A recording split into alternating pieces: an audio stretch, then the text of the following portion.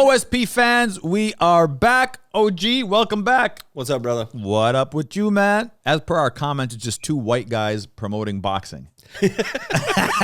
OSPtv, episode 13. We are back. This is Amer Abdallah for all of you that don't know me. And this is the co-host, the driver, actually. I actually sit in his car. The OG, Dustin Woods. OG, welcome. Thank you, thank you. Yeah, I try to stay out of those comment sections. I learned that real quick. You can't comment. Come on, man. You can't comment back with the comment. Joining us live from the Middle East, from the United Arab Emirates in Dubai, preparing for a historic fight, the one, the only, two-division world champion, the only fighter in boxing to have fought 8 world champions back to back to back. Been on the side of so many controversial decisions. The people's champion, a humanitarian, a champion inside and outside of the ring, an entrepreneur in his own rights, the one, the only, Badou Jack, the Ripper. Champ, welcome to the show. Thank you, brother. I know it's 10 o'clock p.m. in Dubai, and you got a sparring session, and you're in training camp, and we're keeping you up late at night. But we appreciate you being on OSPtv, champ. No problem. My pleasure, brother. Anything for you guys. Oh, my guy. Let's jump right into it, Badou. You are out in Dubai. There is a co-promotion between Badou Jack Promotions and a new promotion called Probellum. They just launched, and they're looking to do a lot of events. I mean, it looks like they're going to be changing the scope of the game as per their direction there, and doing almost 200 fights over the next year. That's crazy. It's nuts. That's a lot.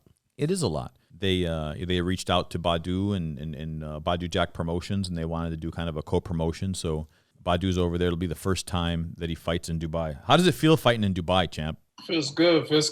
Actually, this show, I think, is promoted by our good friend Ahmed Sadiqi. His promotion is D4G, I think. Mm-hmm. This event, but yeah, with Probellum. So, I mean, we've been going back and forth to Dubai for 5 years now, and this is our second home. It feels good to fight here. This is like, I have so many homes. I have Gambia, Sweden, US, Vegas, Dubai. So this is one of my homes. It's good to be king. And Dubai actually rolled out for you a 10-year golden visa.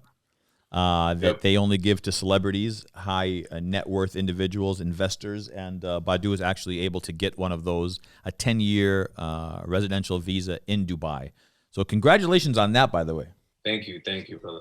Dubai is a beautiful place to be. I'm looking forward to coming and visiting you next week there. What do you do during the day, man, in between training camp? What's it like to be in Dubai for people that haven't been there?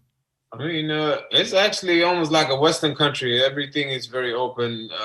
We're not going to say anything about this hotel, but this is our partners, 5 Palm Jumeirah. They're our sponsors, our main sponsors. They, provide us with the best hotel in Dubai.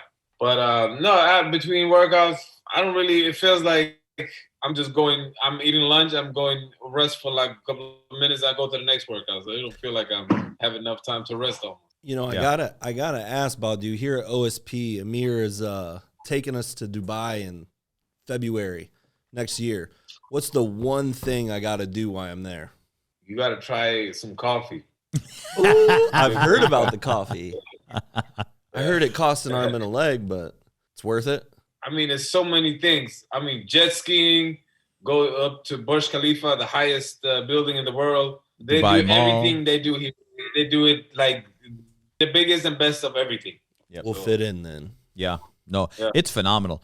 In Badou talking about that coffee in the Dubai Mall, which is the biggest mall in the world, they have this coffee spot. What's it called? Arabica? Yeah. Yeah, Arabica. Badou, like $75 coffee or something. Oh no, crazy. that's at Burj Al Arab. That's at the other one. There's a hotel. It's the shape of a sail. That's an expensive coffee. That's an expensive coffee. No, this one at Arabica, it's called the Dubai Tim Hortons. Okay, is it better than our spot in Cleveland? What? Is it better than Tim Hortons? That's a tough They actually have a Tim Hortons in Dubai. They've got a Tim Hortons in Dubai. No, this blows it out of the water. Badou, what do you get? A Spanish latte? Yeah, Spanish latte. Yeah. Badou is not a creature of habit by any means. He doesn't go the same place, drink the same thing, eat the same foods at all. Actually, no, food-wise, he's pretty diverse. Food-wise, Badou is pretty diverse. We've got a lot of things to talk to you about, champ. We're going to go back and talk to you about the fight in Dubai. I know that's going to be a great venture for you. It's a new venture. It's Badou Jack Promotions' second fight that they're doing a promotion out there. But while you're out there, I see you hanging out with several celebrities, big in name, small in stature, guys like Hezbollah and Abdul Razik. Now, which team are you on? Abdul Razik, of course. That's my little man right there. So, Badou, what's all the hype with these guys? I don't know. I heard they're gonna fight. I think like right after I leave, so mid-December sometime. They're in a real boxing fight. Those two little guys. Stop it! Oh, that's gonna do big. Stop it! I heard they're making a lot of money too. Yeah, I heard the checks were 7-figure checks. Yeah. That's the word on the street. We were born in the wrong height. Well, look, what are they going to fight with like 10-ounce gloves? They can't fight with 10-ounce gloves. Gloves come to their elbows. You can do UFC gloves. Yeah, they could do UFC gloves. Like 2-ounce gloves or something. Yeah, those are tiny. Yeah, but those guys they're making a ton of noise. There was I saw Hezbollah was over at I saw he was over at the UFC. He came over to the fight there. And he made a special appearance. He seems to be getting a lot of love from those guys and Khabib and all. Both was there. They was actually kicking each other. They was almost fighting at the UFC show. Yeah, oh, really? Yeah, they was kicking each other. They was like having a little fight, street fight. Oh my god, man! Speaking of people making 7 figures, these guys getting paid. I'm hearing all types of weird smoke about how boxers and you're getting paid. What's up with that? Let me clarify that. So there was a story that came out, and it's funny about the fee that Badou was getting paid. Wait a minute, what? So here's a couple of things you got to understand. This is a co-promotion between Badou Jack Promotions and Probellum. What Badou Jack gets paid and what Badou Jack Promotions gets paid, they're two totally different numbers. What Badou gets paid for training camp is a different number. I will say that we're very content in where the money is for this fight, and it's going to keep growing. And it's in the Middle East, and we have a great partnership over there, and we're just going to willing to keep growing it and building it. And Badou Jack Promotions is going to make some big noise in the Middle East, so that can kill that story. But I think it's more defensiveness than anything. It could be. And white. Yeah. There was a story that came out about that, but yeah, it is what it is. Yeah, it's funny, it's and that's okay because nobody knows, and of course Dana understands the business and he understands how things work, and the blessing is you just have to understand the business of boxing. So Badou Jack Promotions is getting paid a nice fee. Badou Jack is getting paid a nice fee. Training camp expenses. Training camp money. Yeah, so training camp money is you better pay his UFC fight a little bit more. Exactly. Yeah, maybe we'll come to the UFC and fight. I love how he snuck it in too. He was like, a prelim fighter makes $750,000 here. That guy happened to be Michael Chandler, former undefeated champion that they agreed to fight first to get the card hyped up. Well, listen, let me say something.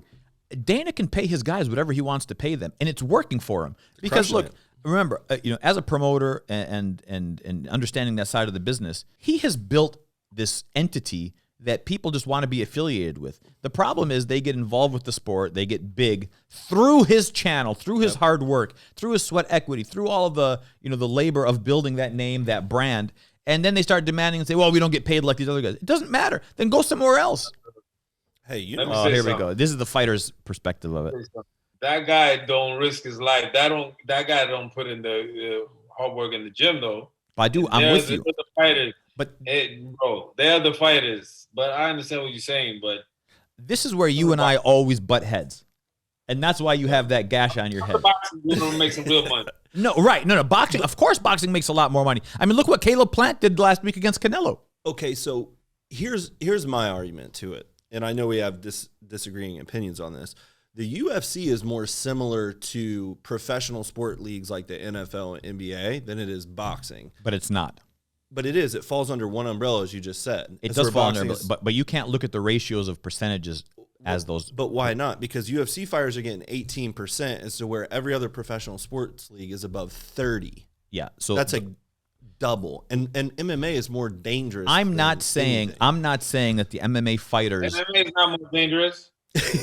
No, listen, I don't think MMA is more dangerous. I don't. Than the NFL and basketball and soccer and the UFC, or baseball. I don't believe MMA is more dangerous than boxing. Boxing, the ratio of punches to the head. I'm not saying that. I never heard of a person that died in the MMA ring. Guys, I'm saying the UFC is more similar to the NFL, more dangerous than the NFL, NBA. I agree with that. Baseball, not boxing. Yeah, okay, I agree with that. But hang on, let's go back to this. NFL is probably more dangerous. I think NFL is probably more.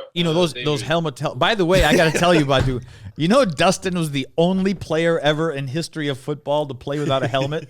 That's why his memory is the way it is. Yeah, he gets hit head to head without a. They had helmets. He just didn't. He opted to. He opted not to wear a helmet. Anyway, no, with the UFC, he can pay those guys whatever they want, whatever the UFC decides to pay. Now, is there a union involved, a players union? That's what they're trying to get, and he's trying to block that. Well, of course, anybody that privately, holds, even though it's publicly traded now, right? But everybody that holds that kind of, power that established the business would not want to have a union involved. But I will say this to Dana's defense, is he built this thing arguably single-handedly. I mean, he has a great team around him, but arguably single-handedly. And he can pay these guys what he wants to pay them. If not, there are other promotions out there. But it's a promotion in the sport. The NFL is the only football league, I mean, outside of those Canadian leagues and the XFLs and all of those. That's why it's so much more similar to the NFL than is boxing. Because let's just be real, those other promotions are ants compared to the UFC. Correct. Just like Canadian football is an ant compared to the NFL. And how do they pay compared to the NFL? Nothing. Right. Just like what's the gentleman that came on, Nick, that came on here, the basketball player that plays in the European League. But it's another professional league. But what the NBA pays is different because they built that. But what I'm saying is the athletes in those leagues get double the percentage of the revenue share than the UFC guys. Put the rev share aside. Look at what they're getting paid against those other promotions. Again, I know there's a big controversy about it. Look, I was a fighter, so on the side of where Badou is, I agree with Badou. On the side of where Dana's sitting, I agree with where that pay model works. And mind you, there's just like boxing, and it's kind of ironic. It's the same thing that Dana's talking about. Is he knows about a number that's one of the three payments that Badou is getting, or that's covering training camps that were allotted. The same thing happens. The same thing happens in UFC. It's there are other streams of income. So the fighter will make X amount for the fight, maybe an X amount for a win bonus, X amount for a performance, X amount for a knockout, X amount for a sponsorship from Reebok, and then all combined, that they're making good money. All you got to do is just add another zero in the back of it. Then then the total amount. Right. It's all about zeros. Yeah. But again, aside, so that's the boxing MMA kind of thing. And just to clarify, Dustin, where you were going, that's that point there. But going over to the social media world, so we talked about the two young lads that are fighting. By the way, how old is Abdul Razak? I think he's 19, or 18 or 19. Both of them are the same age. Are they? Yeah. So that by the way, that I would pay to watch that fight. That would be an eventful fight. It's going to be great. It kind of reminds me of Rough and Rowdy in West Virginia. Rough and Rowdy? Oh, God, I don't even want to know. But moving over to the boxing, Badou has taken a huge turn. And you were kind of ahead of the curve in that pioneering and in that first movement, being a part of the KSI camp, even though you fought tooth and nail, you didn't want to be a part of it. The KSI versus Logan Paul fight. The first fight was in Manchester. I don't know if I told you the story, but was it? Yeah, their first fight was in Manchester. They sold out the place. It was huge. So Johnny had told me, he goes, there's a guy named KSI. He's fighting this other YouTuber named Logan Paul. I was like, man, don't waste my time with this nonsense. We don't want to hear nothing about it. He was like, man, I'm telling you, it would be great to get involved with it. And, I don't listen to John 90% of the time. This one time I listened to him. Man, he was right. He was ahead of this thing. Boy, was he ever. I mean, it's It gets a lot of media attention. Huge. So KSI Camp, through John's help, reached out to us. He coordinated, facilitated for them to come. Actually, Badou, you were in camp for what fight? Was the Stevenson fight? No, it wasn't. On the Stevenson, yeah, I think, yeah. I think the Stevenson fight came after it. It might have been. No, it wasn't DeGale. Roid Popper. No, it was Pascal. No, it was before Was that. It might have been Stevenson. It might have been in the beginning of the Stevenson camp.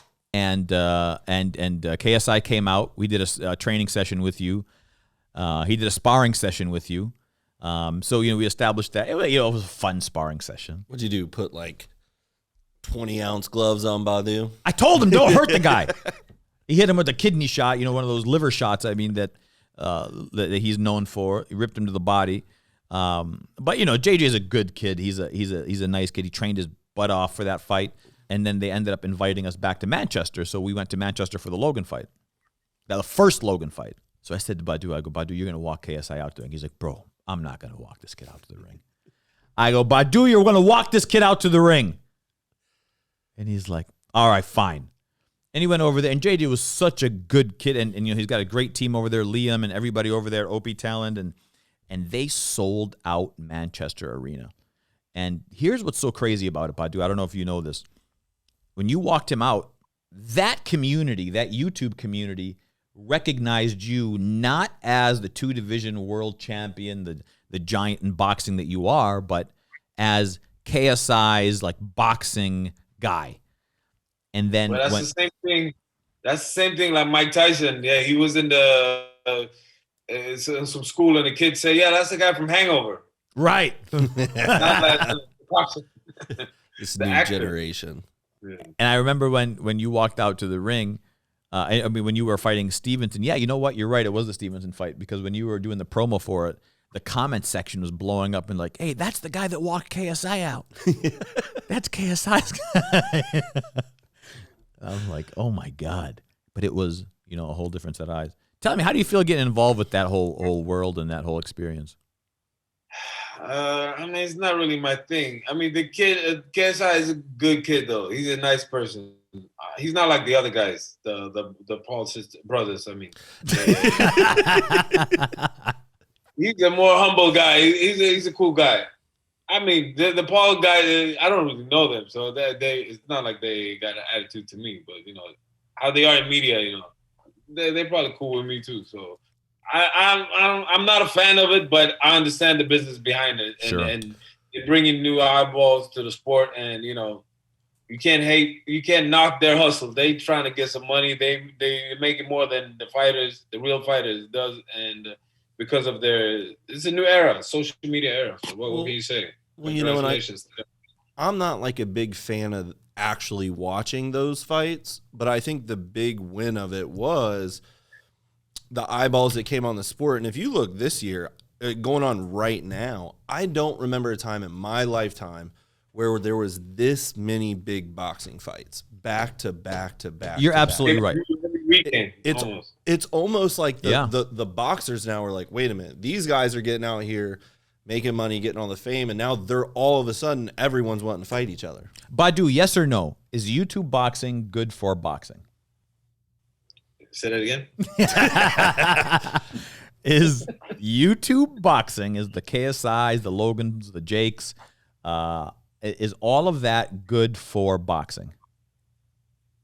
I mean, yeah, I guess because it comes new fans to boxing. Plus, if you don't want to watch it, don't watch it. So nobody forces you to watch it. It's not like they're gonna cancel another real boxing show because of these clowns. So, I mean, how about? I guess, yeah. I guess it's good. Here's one for you. Sure. And I remember when I asked you this, you said it's not possible, but I keep seeing it everywhere. Okay. Is it possible that there was a no knockout clause in the Jake Paul Tyron Woodley fight? No, absolutely not. Zero chance. How do you know? Well, one is I've talked to both guys. Or at least close enough to their camps to know. Second of all, Badou, you're a fighter. Yeah. Would you ever get paid to not fall or to fall? Wait, what did you say before? would you ever get paid? Before that. He's a fighter. They're YouTube stars. No, but the difference is Tyron Woodley is not going to get paid not to drop this guy and to get beaten. Not a boxer though. And to get beaten by a YouTube guy? You think a guy like Tyron Woodley is going to sell his soul? Listen, he was absolutely not allowed to win for a paycheck? No. So those guys get paid? Listen. He never been a boxer, and he never got paid from what I heard. This is the biggest payday times 3 or whatever. Mm-hmm. And you think the agreement is don't knock him out? In MMA. No. So what I'm asking? What if he just wanted some extra money? I don't believe I'm asking if it's possible. That's true, but I don't possible. believe it. But Zero there's chance. a lot of people that will point to, Jake Paul's eyes were like pretty much in the back of his head on the ropes, and Tyrone just looked at him. Yeah, he got clipped. He just looked but at maybe him. Tyron didn't know how to finish him in boxing. Maybe he didn't know what to do. Tyrone knows how to finish people. No, he knows how to finish people in the UFC, in MMA. He might not have known how to do it, or maybe he took his foot off the gas. Maybe he was exhausted. You don't know. You don't know from that perspective. Everybody can sit back. I got so many texts over the Canelo Caleb fight was, he should have done this and he could have done this. Yeah, but you don't know what it's like being in there. So it could have been entirely different. Well, I know. So you think that he could have gotten paid for that? No, I don't. It seems I never heard of anything like that. Yeah, me either. He didn't do anything when you heard him and stuff. So that's just weird. But he's not a boxer, so I don't know. Right. Maybe he's not that good. Obviously. Jake Paul's got a big fight coming up with Tommy Fury. What are your predictions? I don't know. I guess both guys are like social media guys, and the other guy don't have much experience either. But Johnny is Tommy Fury a social media guy? I read that the wager on this fight, Tyrone had to get a tattoo. The wager on this fight is Fury has to change his last name. Yeah. If he loses. He's got to change it to what? Tommy? Well, I think Tyson Fury kind of started that. He was like, he's got to retire if he loses. Yeah, no, but he said he got to change it to something like Tommy Sweet Cheeks or something, something crazy like that. Let me tell you something. Jake Paul knows how to market. I totally agree. We've got Mohsen Kaysen down in camp, down there sparring with him. Jay Leon Love's down there, of course. He's a part of it. Knockout win last week. Yeah, Mohsen looked good last week. They looked good last week. Johnny, what's the situation with Tommy Fury? Tommy Fury has had 5 professional boxing fights. No, is he a social media guy? I mean, he was a boxer first. He was a pro boxer first. Right. I mean, he's Tyson's brother, right? Yeah. No, there's some not a social media guy. What you call like a reality show guy? I think it. Yeah. He's a reality show guy. Badou, let's chat about you for a minute. I heard Amir call you the Ripper. Where did that come from? How'd you get that name? Back in the days, I used to murder like prostitutes back in England.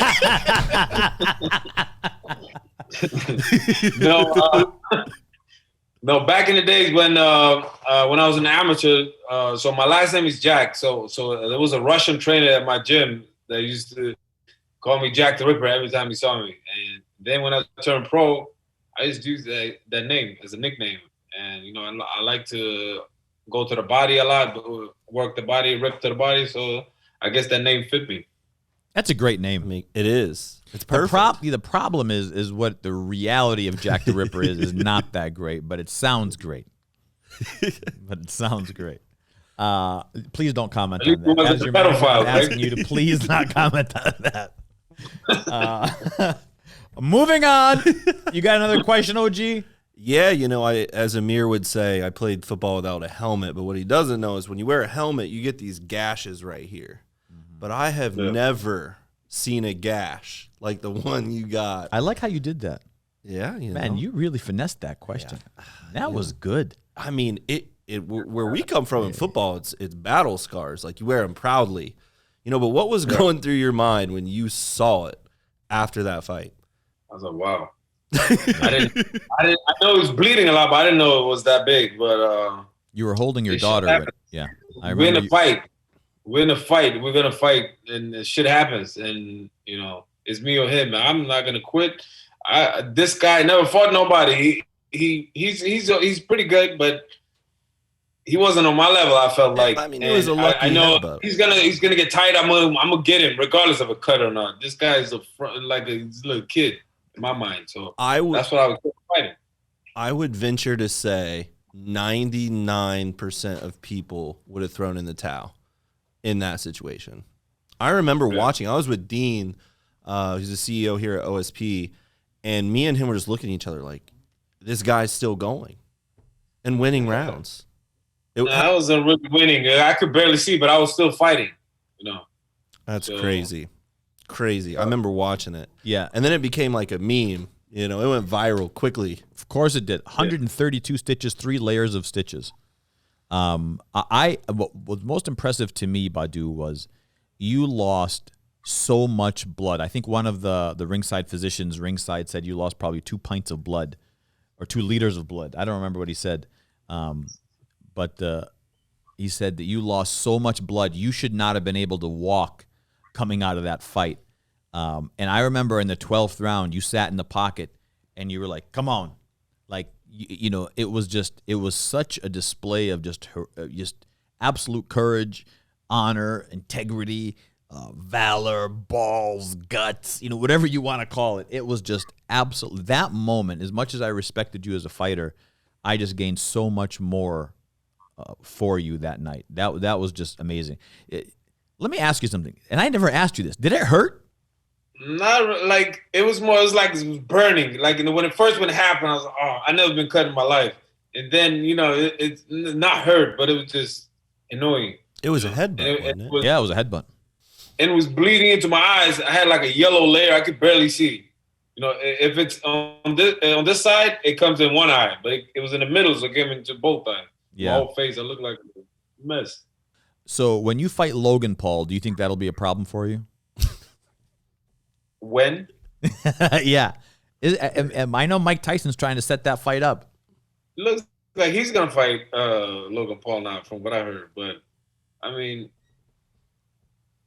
it does nothing for me other than to fill my pocket. But if they want to pay me and to beat him up, I'm all for it. You think you're going to beat up Logan Paul? Yes. I'm going to knock him out if we fight. I was going to say, you aren't going to let him see the final bell, are you?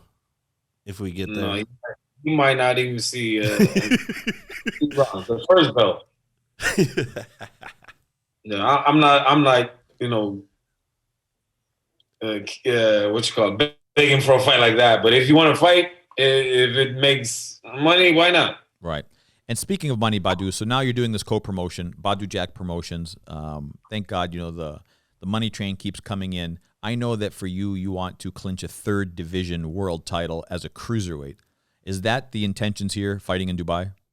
Yes, sir. So this will be my first or my second cruiserweight fight, actually, because the fight before the last was at 190 pounds cash weight. So, yeah. So this will be 200 pounds. And, yeah.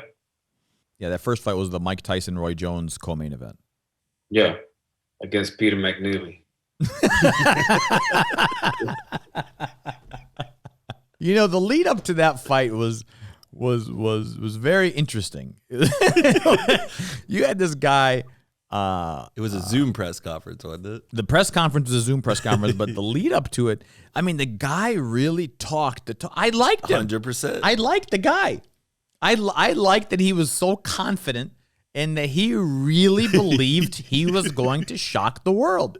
Right? That's the thing. That's what either he's super retarded or he's crazy, or like he must be like really believing that stuff. Yeah, I think every fighter needs to have that. That dude was really thinking he was going to win the fight. And yeah, but from the first bell, when the fight just started, he started covering up and just trying to survive. So obviously he was just talking. Yeah, he did a good job surviving. And you know what? Maybe that was the win for him, is that I went 8 or 10 rounds with Badou Jack. Maybe that was the victory. That was the whole goal, not to get knocked out. Right. But just covering up. He's a bigger guy and he's just covering up the whole fight. But it should have mattered. I should have stopped it. But also, I think he came close a couple times. Punishment. The referee. That was a good guy that I should punish. So that was good. He's a nice kid. Listen, that was a great performance. The referee would have been justified in stopping it in 2 places, probably 3 different places, but it was a good, entertaining fight. Co-main event: Mike Tyson, Roy Jones. You were on a huge stage, a global stage. I think it looked great. Before we wrap up here, and I know you got to get back to training and rest up. We had the Caleb Plant Canelo Alvarez fight. You and I were on Hot Boxing with Mike Tyson. I made some pretty bold predictions. I believe the fight would. I believe the fight would end in a different fashion. But you know, Canelo is Canelo. Any thoughts on that fight? Be honest, I didn't really say anything because I didn't give me my prediction. That because of the lack of experience in big fights, but I was always rooting for him and riding with him. But yeah, I mean, he boxed pretty good in the beginning, but he had to do a little bit more to earn his respect and really win the round, not just being competitive. But you know, he made Canelo miss a lot though. Yep. A lot. Yep. But yeah, eventually, you know, experience took over. But yeah, no, he made a lot of money, and you know, he showed a lot of heart, and he can come back. Canelo came back, you know, and so can he. He can be champion again. I believe in him. I think he came out of that fight better than he went in for Yeah. many reasons. I mean, you can talk finances, you can talk how he performed, everything. I think, you know, he has a name now, like worldwide name. Like people respected it. Like I was getting texts from people like, man, we didn't think it was going to be a competitive fight. And, you know, he didn't get the win, but I think there was a lot of positives there. Mm-hmm. I mean, Caleb will contest that. He doesn't care about all that. All he cares about is the win. Mm-hmm. But you know what I'm going to say? Maybe when I get the cruiserweight title, maybe Canelo will come up for a 5th title, and then I can get his revenge. You know? And now we're talking. There we go. Badou Jack will take revenge for Caleb Plant and avenge his loss at light heavyweight. I like it. Cruiserweight. Oh, come on. Any parting thoughts, OG? I ain't making no light heavyweight ever again. You enjoy that cruiserweight division a bit too much. November 26th, Badou Jack fighting in Dubai, co-promotion, Badou Jack Promotions and Probellum under the, what's the promotion out there? DS4? D4G? Yeah, I think. In Dubai, so that'll be an exciting fight to watch. OG, any parting thoughts? No, it's always a pleasure. Hopefully we can get you out to a conference again soon. It's always nice catching up with you, and we'll be tuning in on in later this month for sure. All right, guys. Thank you for Get some rest, champ. All right, OSP, we're signing off. Episode 13 with the one, the only, 2-division, soon-to-be 3-division world champion, Badou Jack the Ripper. You can follow him on Instagram at Badou Jack. His foundation, Badou Jack Foundation, and, of course, the promotions company, Badou Jack Promotions. Great job out there. An entrepreneur, a humanitarian, a warrior, a gentleman, and soon-to-be 3-time cruiserweight or 3-division world champion. With that, we're signing off, guys. Episode 13. My team, my family, my OSP. We're signing off. Peace.